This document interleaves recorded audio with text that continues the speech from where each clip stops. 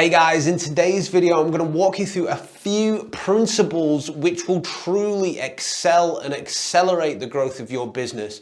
And these principles are around understanding people. It's going to help you in sales negotiations. It's going to help you grow your business and be better at speaking to people as well. And this principle is from a book called Influence, which is the psychology of persuasion by a psychologist called Robert Cialdini. He made this book because he wanted to talk about what influences us in our modern day lives and how you can basically protect against it. Now, this book is filled with gems, but I want to draw you to one particular area in it. And this was something that really surprised me when I read it all those years ago.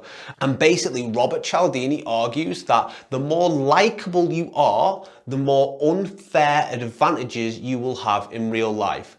I just assumed, being like a naive teenager when I read this, that if you do well and perform well at something, you will get a good result. If you did well in an interview, you will be given the job. If you did well in a sales meeting or a sales negotiation, they will give you the contract. And in fact, life just doesn't really work like this. In fact, the more likable you are, the more you don't have to do that well and you'll still get the advantage and the result anyway. I'm going to read you something out now which is really, really interesting around this sort of area of being likable. Research has shown that we automatically assign to good-looking individuals such favorable traits as talent, kindness, honesty, and intelligence. Furthermore, we make these judgments without being aware that physical attractiveness plays a role in the process. Certain of the consequences of this unconscious assumption that good looking equals good scare me. For example, a study of the Canadian federal elections found that attractive candidates received more than 2.5 times as many votes as unattractive candidates.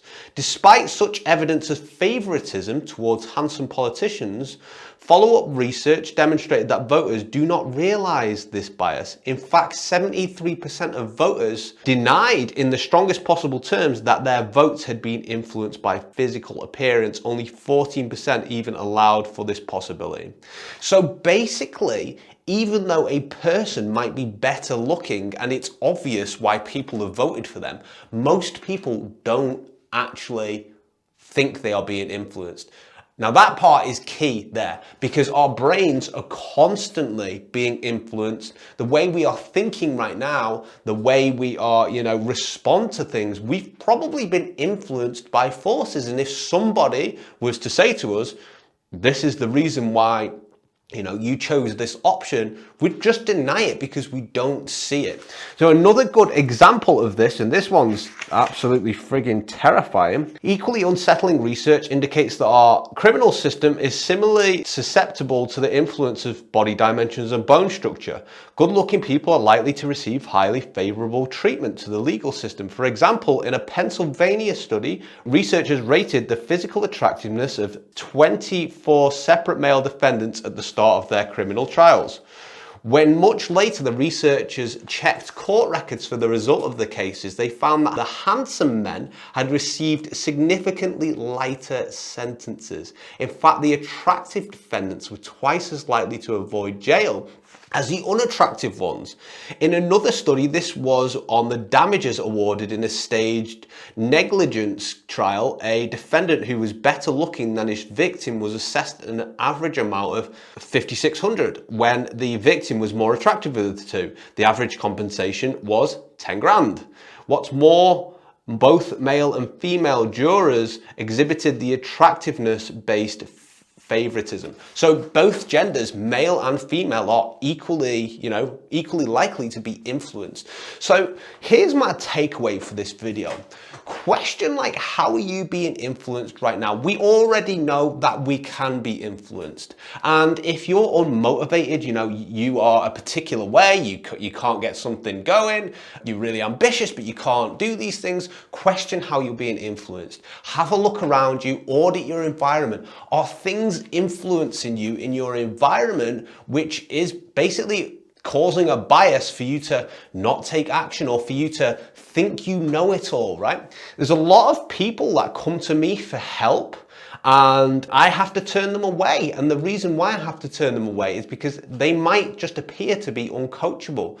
And it's a good example, like I'll suggest something to them that they're not doing and they'll turn around and they'll just say, you know, I've already thought of this. And people have a tendency to be very prideful and like their ego needs to be intact as well. The real reason is just because they're being influenced by themselves. They have this strong belief. Something gave them this belief and now they just can't really get out of it as well.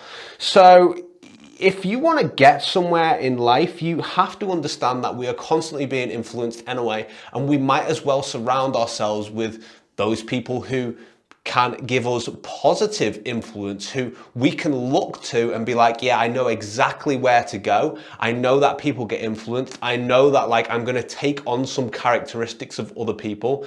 I know that being likable is going to help me more. You know, work on your personality a little bit because it's going to help you in sales and negotiations. If you're a good person and a nice person as well, you know, you're going to get a lot further than one of these people who think they deserve everything.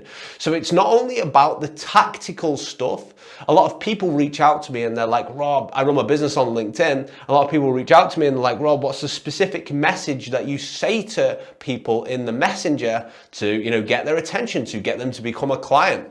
And I'm like, it's not so much about the specific message I say. What it is about is how I'm presenting myself, how I'm coming across to people, like the type of content I make. So that's just a bit of a takeaway for you guys today. If we can't even tell when something really obvious, like a person being more physically attractive than someone else, is influencing us, we need to start auditing our own environment. How are we being influenced? What's happening to us? What's happening at a deep subconscious level? Maybe change your environment. Start improving how we are perceived to others, because we influence each other so easily. Hope you enjoyed this video, guys. See you in the next one.